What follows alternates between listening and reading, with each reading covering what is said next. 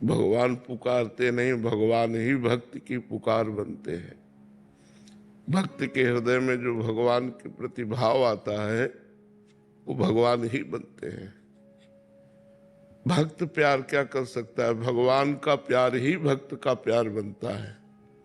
भगवान की करुणा ही भक्त का हृदय बन जाती है।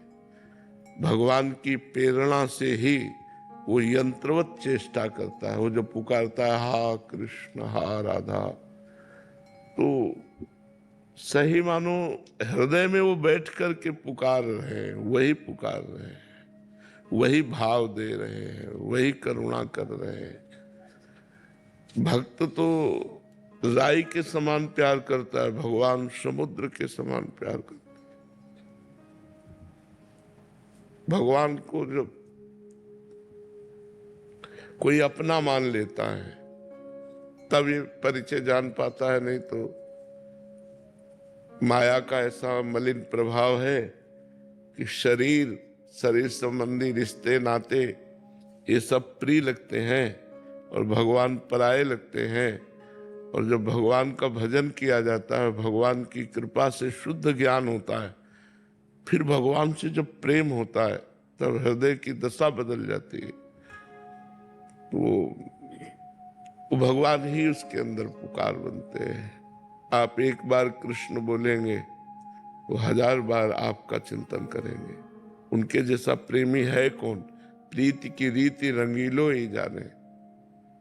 आप विचार करके देखो, भक्तों के चरण चाप रहे, क्या अनंत ब्रह्मांडों के ईश्वर के पास इतनी शक्तियां हैं, इतना पावर है।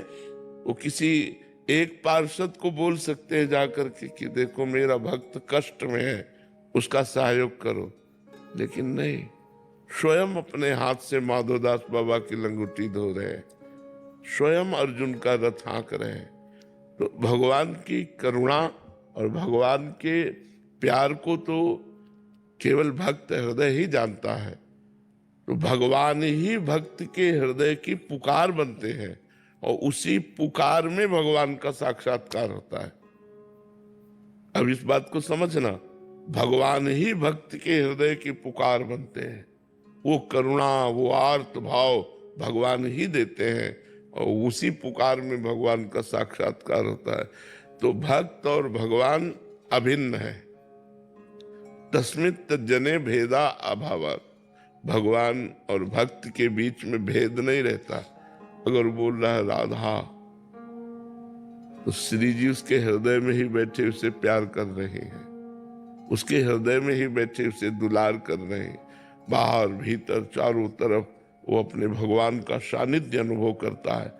कोई प्रेम करके तो देखे, पर हमारा प्रेम बिखर गया है, संसार में बिखर गया, भोगों में बिखर गया, व्यक्तियों में बिखर गया, शरीरों में बिखर गया। अगर यही प्रेम समिट कर भगवान में हो जाए, मेरे तो गिरधर गोपाल दूसरों न कोई, तो अभी समझ में आए कि भक्ति की पुकार ही नहीं रह जाती, भगवान ही उसकी पुकार बन जाते हैं। भक्त तो भगवान में लीन हो रहा है, तन्मय हो रहा है। अब भगवान जैसा उससे नचा रहे हैं वैसा वो नाच रहा है।